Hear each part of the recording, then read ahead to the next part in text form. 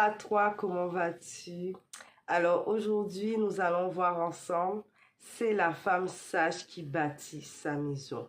Et tu sais, des fois, quand nous sommes dans notre foyer, dans notre vie de couple, dans notre mariage, nous sommes confrontés à pas mal de difficultés.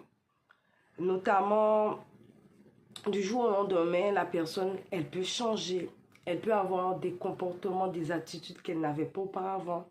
Elle devient agressive, elle se met en colère. Elle a vraiment des attitudes qu'on ne comprend pas. Elle commence à voir ailleurs, à regarder ailleurs, à parler à d'autres personnes. Et quand ces genres de situations-là arrivent, ce genre de situation arrive dans notre foyer, dans notre couple, dans notre mariage, avant de monter sous nos gros chevaux, d'aller insulter la personne, d'aller la mépriser, d'aller la traiter de toutes sortes de noms, nous devons d'abord aller vers le Seigneur dans le lieu secret et demander au Seigneur, ok, je ne comprends pas. Cette personne, du jour au lendemain, elle commence à avoir des attitudes incompréhensibles. Elle insulte, elle va voir ailleurs, elle me trompe. Qu'est-ce qui se passe? Révèle-moi les choses cachées. Révèle-moi qu'est-ce qui se passe dans le monde spirituel.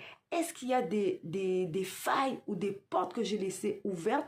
Est-ce qu'il y a des comportements, des attitudes inappropriées qui fait que ça a poussé ma femme ou mon mari à s'éloigner de moi, ou est-ce que c'est spirituel? Parce que avant tout, il faut savoir que, comme la parole nous dit dans Éphésiens 6:12, que nous n'avons pas à lutter contre la chair et le sang, mais contre les autorités, contre les princes de ce monde de ténèbres, contre les esprits méchants dans les lieux célestes. Donc d'abord le combat, il est d'abord spirituel avant d'être charnel. Donc l'ennemi, il est acharné. Il est acharné contre les familles, contre les mariages, car il sait quand il a détruit une famille, il a détruit un mariage, il détruit des enfants, il détruit une nation, il détruit une génération. Donc avant d'insulter, de mépriser ton mari ou ta femme, tu dois aller te mettre à genoux dans le lieu secret afin de pouvoir intercéder, afin de pouvoir prier pour cet homme et cette femme, pour dire Seigneur, je ne comprends pas, ce mari ou cette femme, c'est toi qui me l'as